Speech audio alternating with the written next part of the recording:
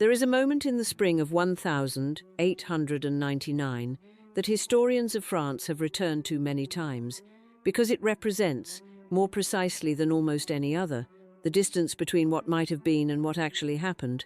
The Third Republic is in crisis, genuine, possibly fatal crisis. The President of France, Félix IV, has just died suddenly, in circumstances that the newspapers of the time described with a delicacy that has not entirely concealed the underlying scandal across the centuries since.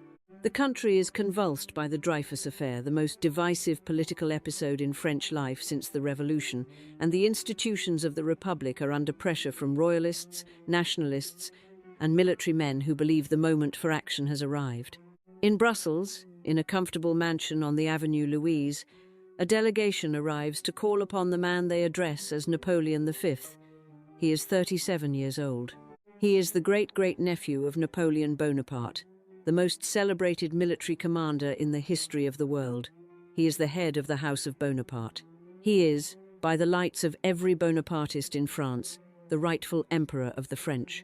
He receives the delegation, he listens to their case, and then he says, with the measured caution that has characterized his entire public existence, that he will take action to restore the French Empire when he feels that the time is favorable. The moment passes. The Republic survives. The time, in Victor Napoleon's judgment, is never quite favorable enough.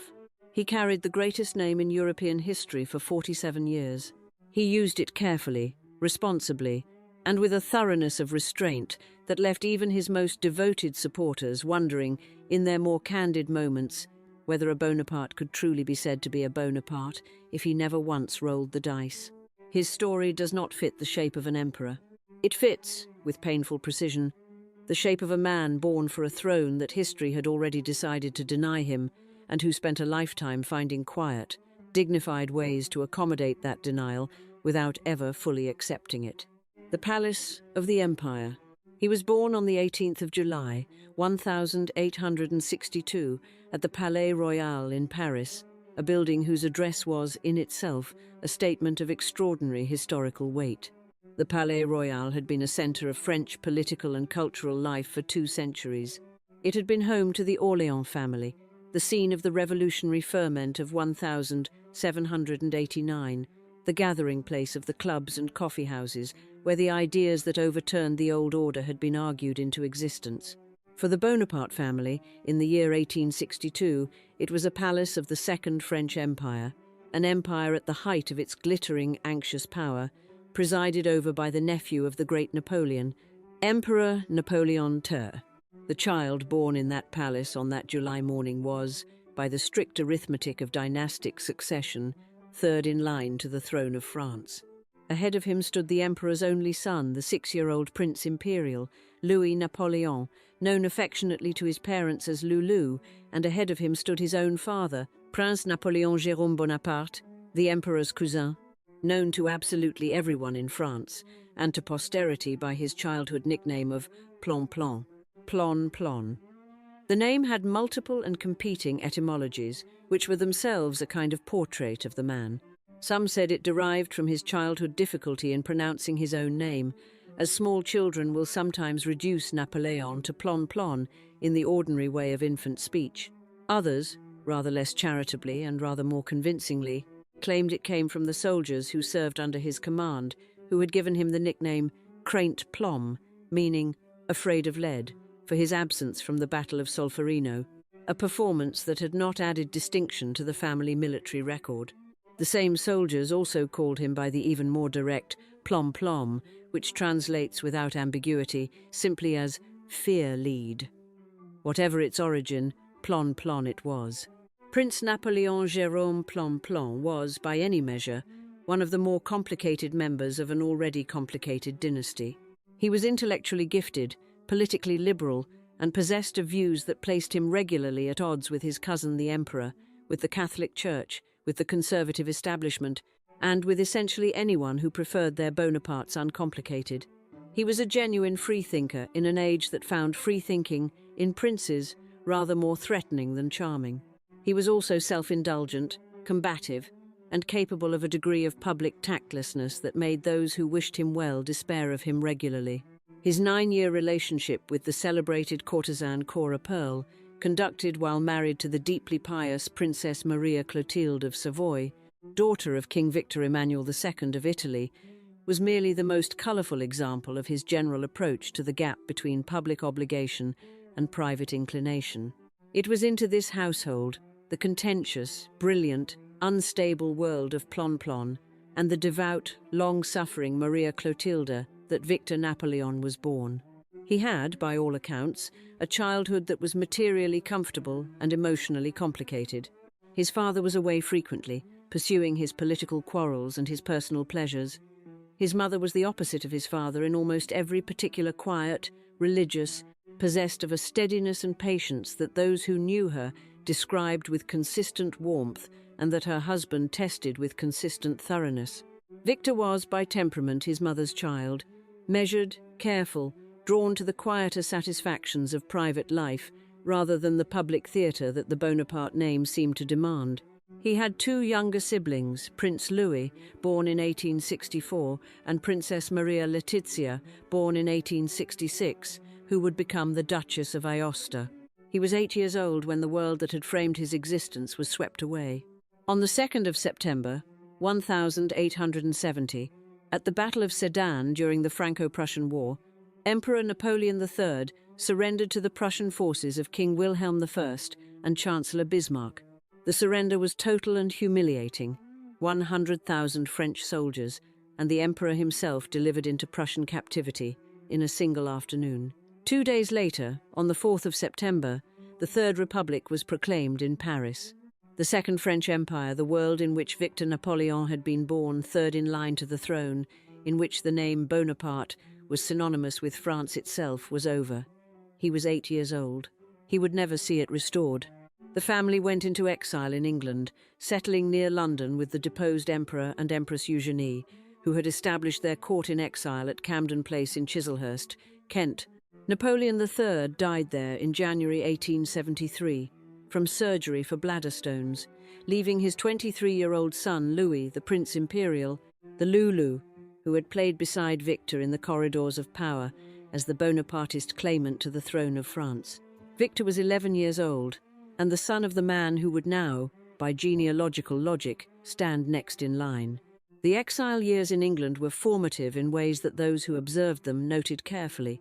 Victor was educated partly in England, partly in France, a country the family was permitted to visit, but not to make their permanent home, for the Third Republic viewed the Bonaparte princes with a wary attention proportionate to the political capital that the Bonaparte name still commanded in certain segments of French public opinion.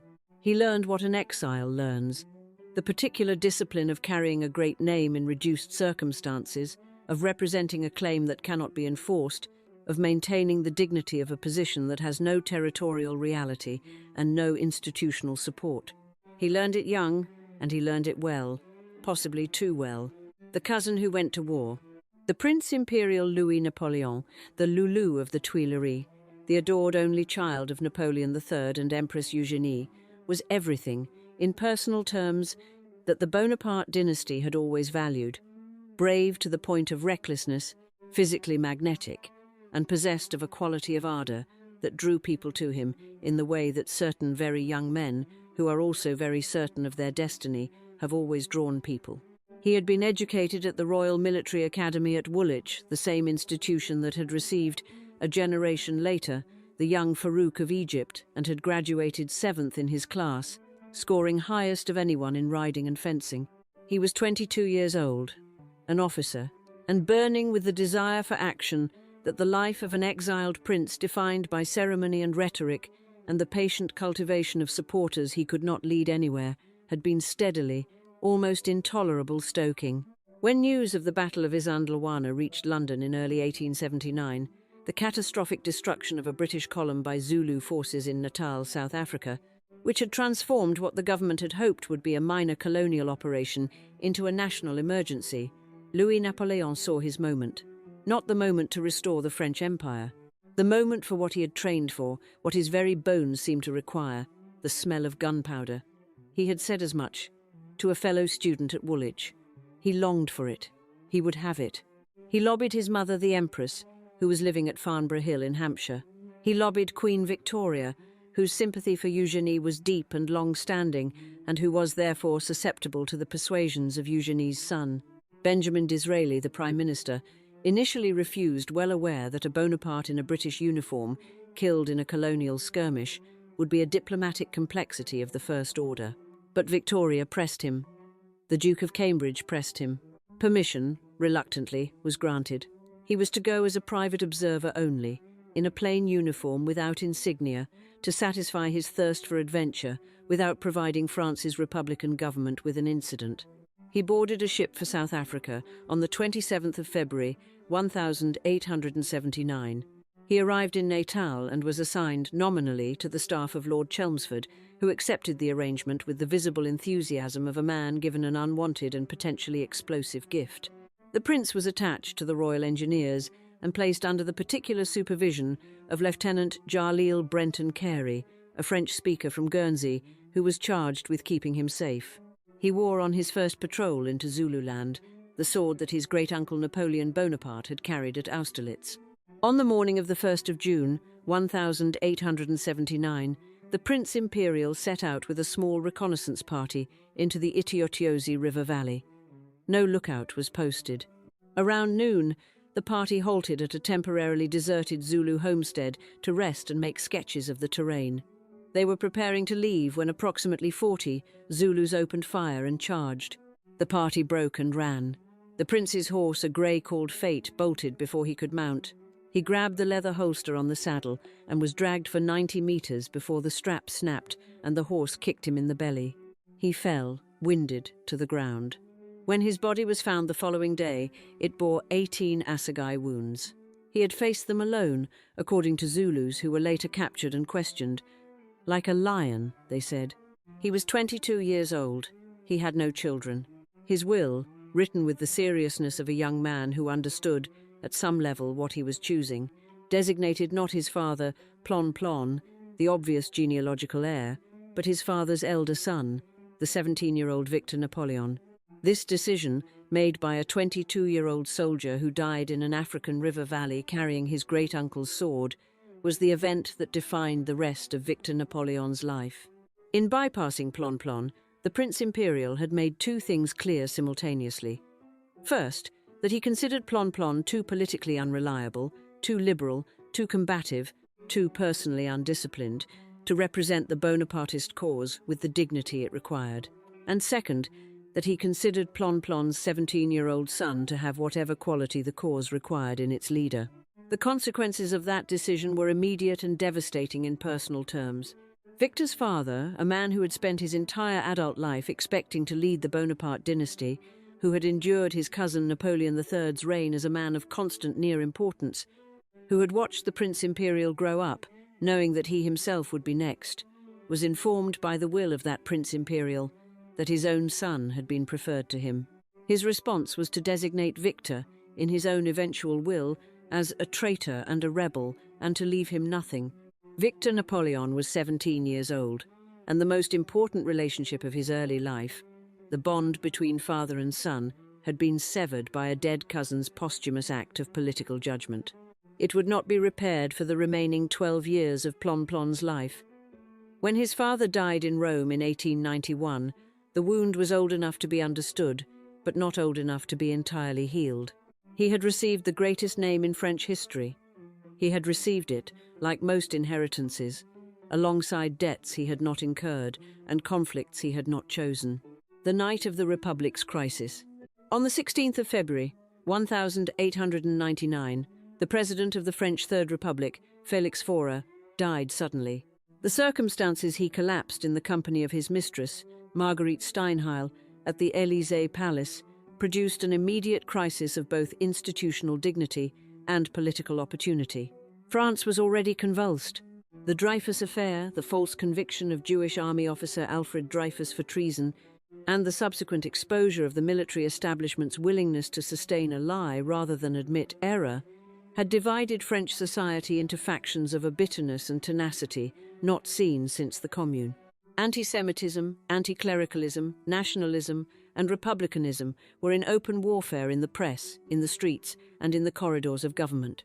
General Georges Boulanger had already come and gone, the populist military hero who had, a decade earlier, seemed for a brief and heady moment to represent the possibility of overthrowing the Republic, and who had failed to act decisively when the moment demanded it, and who had fled to Belgium and shot himself on his mistress's grave in 1891. The Boulangist episode had taught the Bonapartist movement something important, that the Republic was more fragile than it looked, and that the window of opportunity, when it opened, could close again with a speed that made hesitation fatal. Victor Napoleon, head of the House of Bonaparte since 1879, had been watching all of this from his mansion on the Avenue Louise in Brussels. He had been expelled from France in May 1886, when the Third Republic passed a law removing the princes of the former ruling dynasties from French soil, a measure that was, in its way, a backhanded tribute to the continued political potency of the Bonaparte name. He had established his household in Belgium, supported financially by subsidies from the Bonapartist circles and from the legacy of Empress Eugénie, who had taken a maternal interest in the family that had been connected to her through the Prince Imperial she had lost. He had, in the years since 1879, conducted himself with a propriety and a caution that his supporters found admirable and his critics found insufficient. He gave speeches, he received delegations. He maintained correspondence with Bonapartist committees across France. He was, by the testimony of those who knew him, personally charming, possessed of the dark eyes and the direct manner that had always characterized the better specimens of the dynasty, and privately thoughtful, more interested in ideas and in the quality of the argument than in the theatrical dimensions of pretendership that some of his predecessors had inhabited so naturally. He also maintained, for 15 years, a relationship with a ballerina named Marie Biot, who had followed him from Paris to Brussels when the exile law took him across the border. She bore him 2 sons who could not inherit the Bonaparte claim. This private life, kept separate from the public performance of dynastic leadership, maintained with a discretion that reflected both the delicacy of his position and his genuine feeling for the woman, was the reality behind the official image. Now, in February 1899, the Republic appeared to be in genuine difficulty. The death of 4, the Dreyfus crisis, the street-level fury of the anti-republican factions, all of it suggested that something was in motion. A delegation from the Imperialist committee arrived at the Avenue Louise. They told Prince Victor what he already knew, that the moment had come, that the conditions were as favorable as they were likely to get, that the supporters were in place and the forces available, and that France was waiting for someone to act. He told them he would act when he felt the time was favorable. He was 37 years old. The Republic was not, in the end, overthrown. The crisis resolved itself not without further turbulence, but without the Bonaparte restoration that the Imperialists had glimpsed and reached for. The delegation returned across the French border. Victor remained on the Avenue Louise. It is not a comfortable fact, but it is a true one. The man who bore the name Napoleon declined, at the moment of maximum opportunity, to be Napoleon. This was, in its way, entirely consistent with who he was. He was not, and had never been, the kind of man who throws himself on a horse carrying his great-uncle's sword and rides into an ambush with 40 Zulus. That had been the Prince Imperial, and the Prince Imperial was buried in England at 22. Victor was measured, careful, and constitutionally disinclined to the spectacular gamble. Whether this was wisdom or failure is a question that the history of the following decades does not resolve simply. The Republic survived, the Empire was never restored, and Victor Napoleon died in Brussels in 1926, having been neither emperor nor prisoner, but something in between, the guardian of a claim that history would not honor and he would not abandon. And from that February of 1899, the shape of his pretendership was settled. He would wait. He would always be about to act when the time was favorable. The time would never quite be favorable enough. The long cost of patience. The decade that followed the 1899 crisis was, for Victor Napoleon, a period of deepening political marginalization and quietly deepening personal life. The Bonapartist movement in France was not dying. It retained committed supporters, it contested elections with some local success, and the name itself continued to carry weight in certain regions and certain social classes that the Second Empire had favored, but it was contracting. Each year that the Republic survived and consolidated was a year in which the case for restoration became harder to make, and easier to dismiss. The French Republic had been fragile in 1870, in 1871, in 1877, in 1889, in 1899. By 1905, it was beginning to look like something that might last.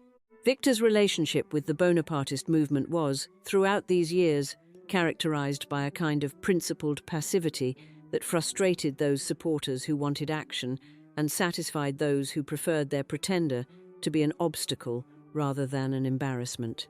He made speeches, he issued statements, he received the commemorations of Bonapartist anniversaries, the 5th of May, death of Napoleon I, the 15th of August, birth of Napoleon I, the 2nd of December, the anniversary of Austerlitz, also the anniversary of the coup of 1851.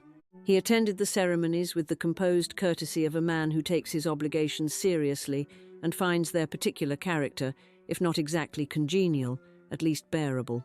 He continued his relationship with Marie Biot, the ballerina who had followed him to Brussels in 1889 and who had given him 2 sons, boys who bore the Bonaparte blood but not the Bonaparte name, who could not inherit the claim, who existed as the private record of a public man's most genuine personal choice.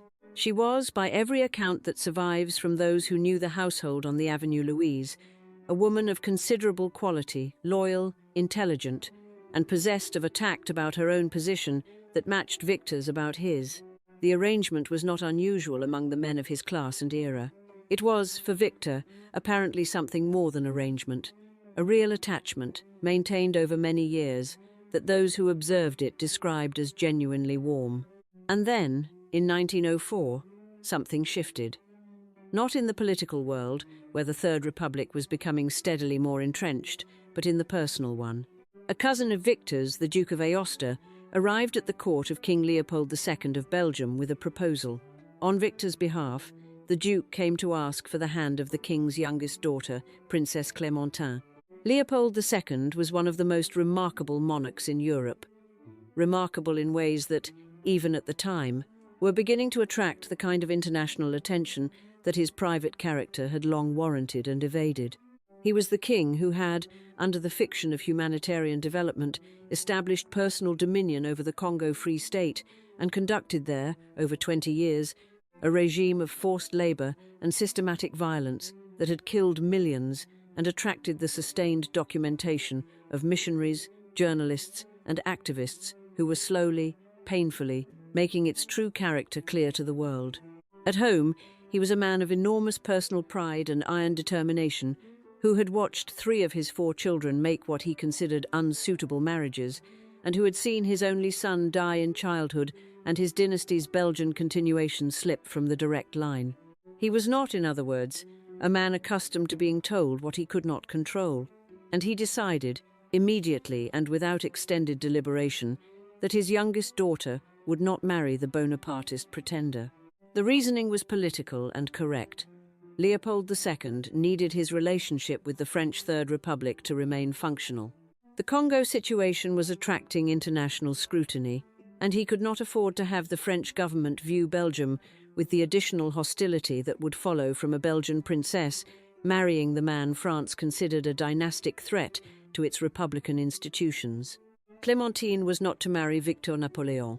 Clémentine, who was 32 years old in 1904, and who had first met Victor in Brussels in 1888, when she was 16 and he was 26, had reached a different conclusion. She had confided to her sisters, years before, that she was in love with him. The connection had persisted, through the decade and more of her father's opposition, with a steadiness that those who observed it found both touching and slightly improbable. The careful, quiet daughter of a volcanic king, and the careful, quiet head of an imperial dynasty in exile, waiting on opposite sides of a prohibition that neither of them had created, and neither of them was prepared to circumvent by force. In 1903, she had asked her father's permission again, and been refused again, this time with the additional threat of disinheritance that Leopold deployed, from time to time, against children whose choices he found inconvenient. She did not elope. She did not rebel. She waited, as Victor waited, for the time to be favorable. She had, in this quality, chosen a man who matched her precisely. Leopold II died on the 17th of December, 1909, of intestinal complications at the age of 74. He was not, by any serious account, mourned by the populations of the Congo, whose experience of his reign had constituted one of the longest and most documented atrocities of the colonial era. In Belgium, the reaction was more complicated. His daughter Clémentine was at his bedside. The new king of the Belgians was Albert I Leopold's nephew, a man of entirely different character from his predecessor, who had spent years quietly appalled by the Congo regime, and who regarded his new reign as an opportunity to govern, as he put it, with a clear conscience. He gave Clémentine his consent without hesitation. On the 14th of November, 1910, at the castle of Moncalieri near Turin in the Kingdom of Italy, which was the homeland of Clémentine's Bonaparte mother-in-law's family, and which was sufficiently outside France's direct orbit to be diplomatically acceptable. Victor Napoleon, 48 years old, married Princess Clémentine of Belgium, 38 years old. They had waited 22 years from their first meeting. The patience that was his defining quality had, in this at least, been rewarded.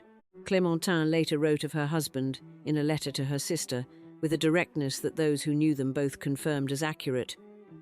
"My good husband, gentle, adoring, tender, loving, intelligent, connoisseur of people and things."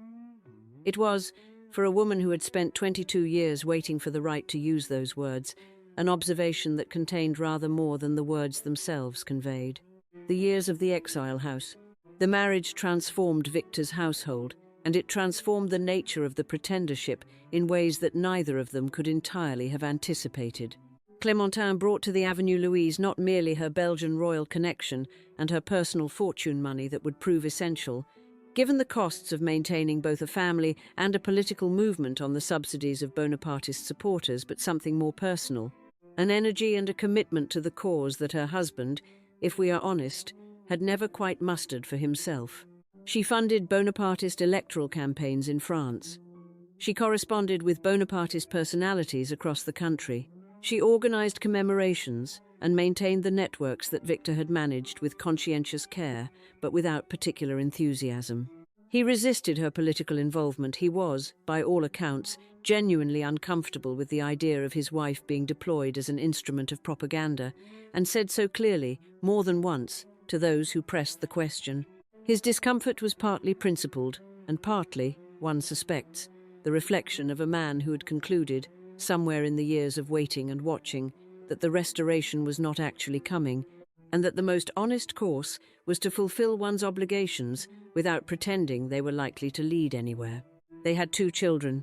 Princess Marie-Clotilde was born in 1912, and Prince Louis in 1914, a boy born in Brussels in January of that year, denied by the exile law even the symbolic right to be born in France, who would grow up to carry the Bonaparte claim into the mid-20th century, and who would, decades later, join the French resistance and nearly die at German hands, which was a form of imperial service that his grandfather Plon could not have imagined and would perhaps not have recognized. In the summer of 1914, the world changed again. Germany invaded Belgium, and Victor and Clémentine took their children to England, to Farnborough Hill in Hampshire, the home of the elderly Empress Eugénie, widow of Napoleon III, who had now outlived not only her emperor, but her son and 3 decades of exile, and who received the family with the gracious, slightly spectral hospitality of a woman who has learned to maintain form in circumstances that have left the form's original substance very far behind. Eugénie was 87 years old. She would live to 92. Clémentine served with the Red Cross during the war, assisting Belgian refugees. Victor, who was 52 when the war began, maintained his position in the household and his correspondence with the Bonapartist committees, and watched the world being reorganized by forces that seemed, with each passing year of the conflict, to make the question of whether France should have an emperor rather less pressing than the question of whether France would survive. He watched the Russian Empire fall in 1917. He watched the German and Austrian empires dissolve in 1918. He watched the map of Europe redrawn at Versailles in 1919. The age of empires, the world that had produced the Bonapartes, the Habsburgs, the Romanovs, The Hohenzollerns was ending with a comprehensiveness that left no room for ambiguity about the direction of history. After the war, he returned with his family to Brussels.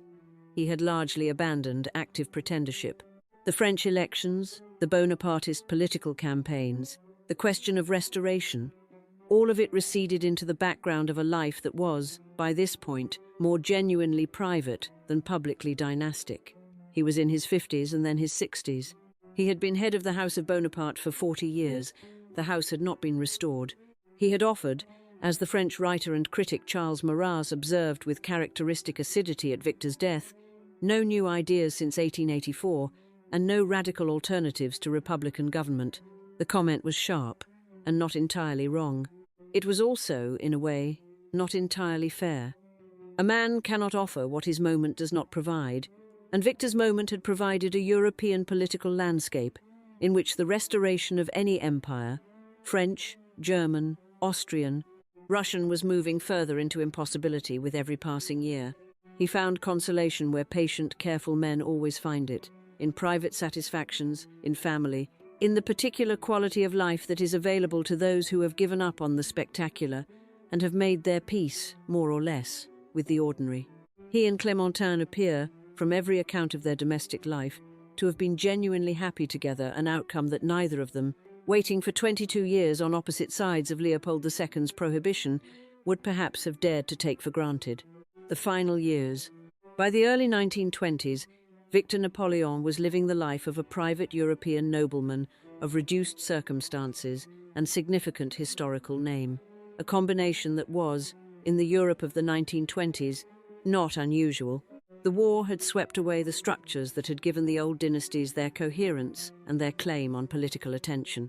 The monarchs who remained, the English, the Belgian, the Scandinavian, the Dutch, were those who had made their accommodations with democracy long enough and thoroughly enough to survive the democratic rage that had destroyed their less adaptable cousins. The pretenders, the Habsburgs, the Hohenzollerns, the Romanovs, the Bonapartes, occupied a category that was becoming, year by year, more historical than political.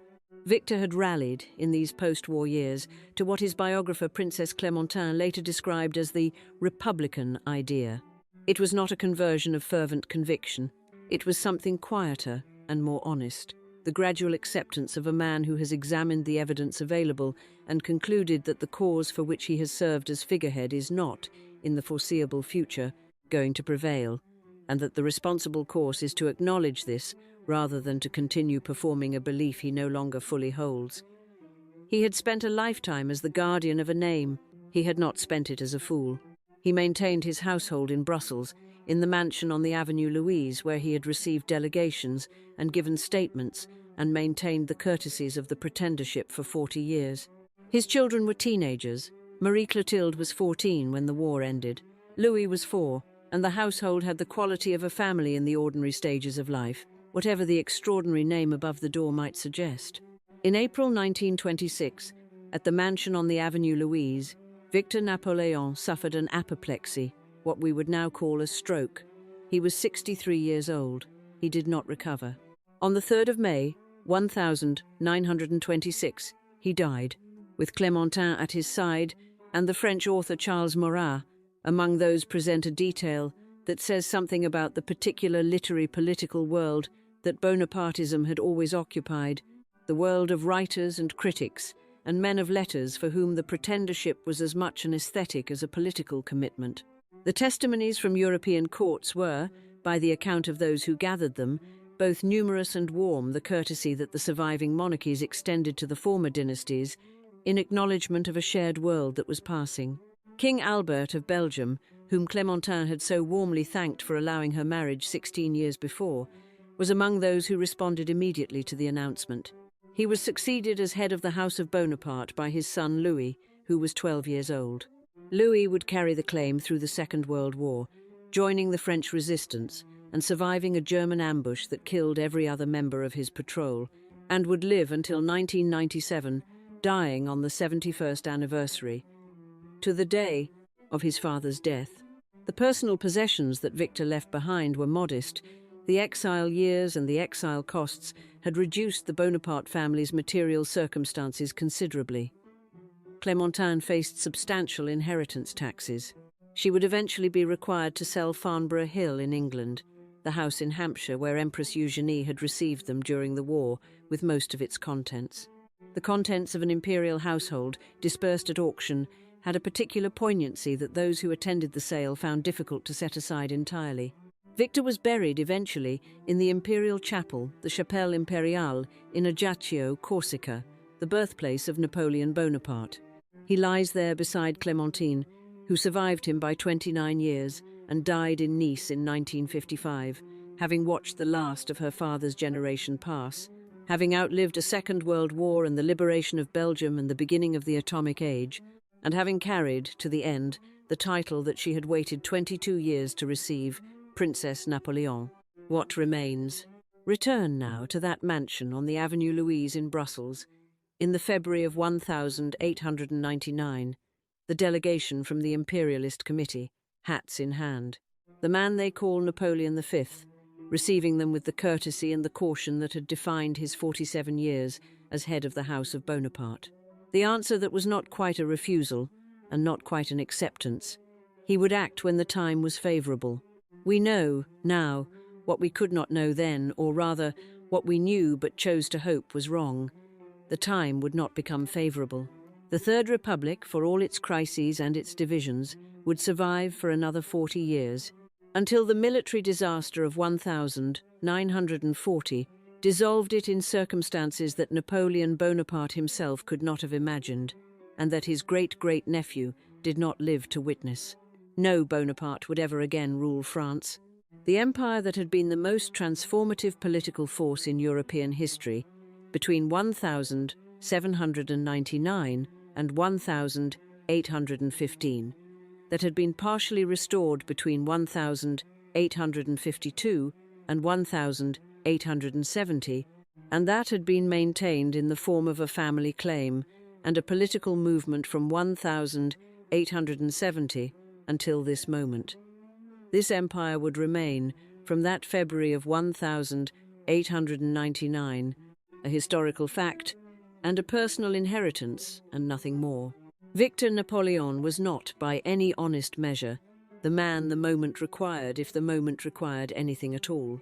He was careful where his dynasty's greatest representative had been audacious, patient where Bonaparte had always been impatient, constitutionally disposed to wait for conditions that never arrived.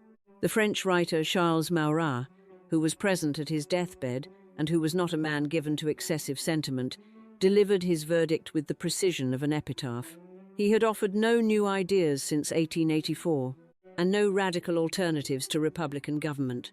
The assessment is not wrong, but it omits something.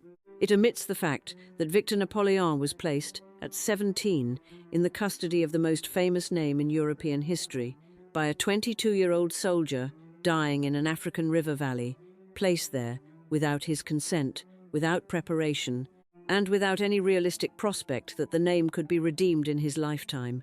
It omits the fact that his father responded to this appointment by cutting him off, calling him a traitor, and dying without reconciliation.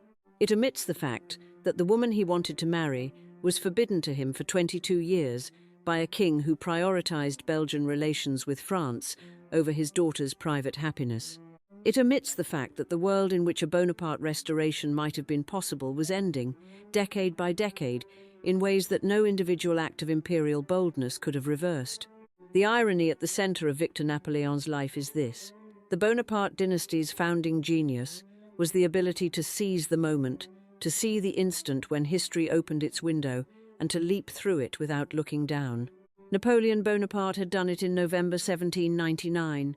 Napoleon III had done it in December 1851. Both had gambled everything on a single moment of audacity and had prevailed. Victor Napoleon was their heir. He was also, in temperament and in conviction, their opposite. He did not gamble, he waited, and the window, which had appeared briefly in the February of 1899, and again, perhaps, at other moments closed, and did not reopen. Whether this was wisdom or failure depends on what you believe the alternative would have produced. A Bonapartist coup in 1899, attempted and failed, would have meant prison or execution or a second permanent exile.